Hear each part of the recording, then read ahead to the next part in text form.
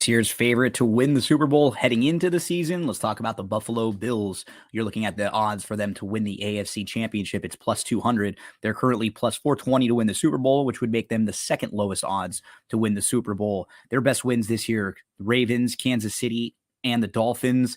Worst losses, they have 3 losses this year by a combined 8 points. Just bad execution in games where they really could have won all of them against Miami. They lost by a field goal to the Jets and the Vikings. So 3 complete losses by 8 combined points total. This Bills team is a very good football team. And now they also have the Damar Hamlin positive energy, knowing that this player who just a couple weeks ago we thought may have been dead on the field is now doing very well, lots of positive energy. And it feels like this might be a team that has a little extra motivation also.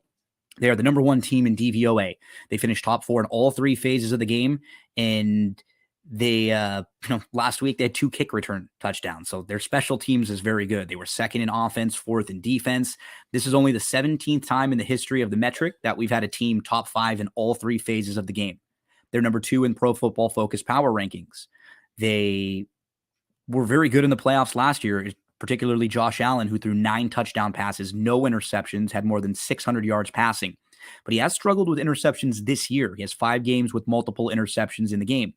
He did lead the NFL in deep passing DYAR. He was 7th overall in deep passing DVOA, 12th in short passing DYAR, 19th in short passing DVOA. He's coming off his highest rated game of the year based on Pro Football Focus grade. He attempted 18 passes beyond the first down marker, going 10 of 18 with 3 touchdowns last week.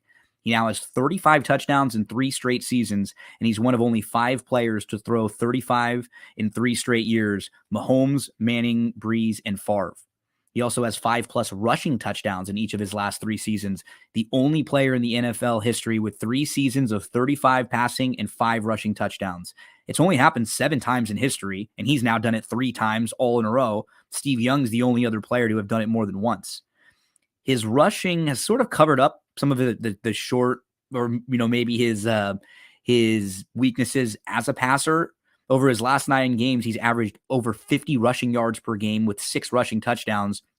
He's hit 20 fantasy points per game in 5 of the last 6 games, 2 huge games where he had almost 30 points, then another one where he had 35.8. Since week 14, the Dolphins have been a middle-of-the-road pass defense, and that's who Buffalo will be playing. Over the last 5 weeks, Miami has been 24th in pass defense DVOA, 15th in success rate per dropback, and 26th in fantasy points allowed to quarterbacks.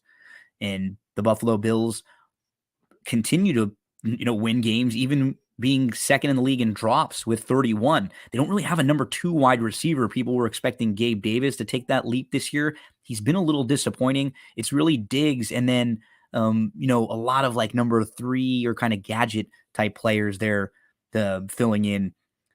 They're they're third in the league with turnovers. So they do turn the ball over quite a bit, 27 of them this year.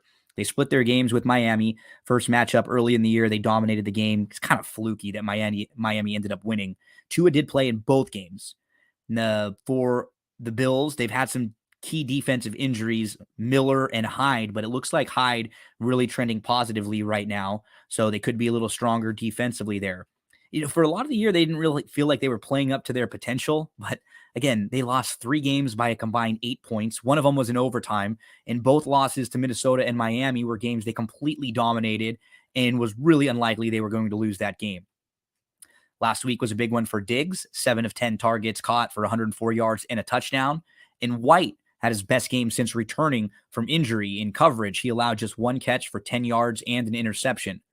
Offensive line didn't have their finest game last week. 4 of the 5 starting offensive linemen gave up multiple pressures. One of them led directly to an interception in the red zone.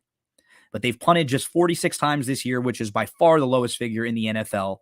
They're 2nd in EPA per play, 7th in defensive EPA per play allowed, 15th in strength of schedule. They are no doubt one of the teams to beat in a very strong AFC.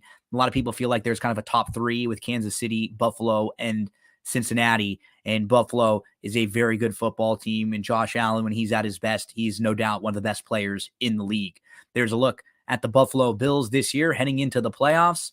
Good luck, Bills fans. They're playing for a little more right now. They're playing for Hamlin.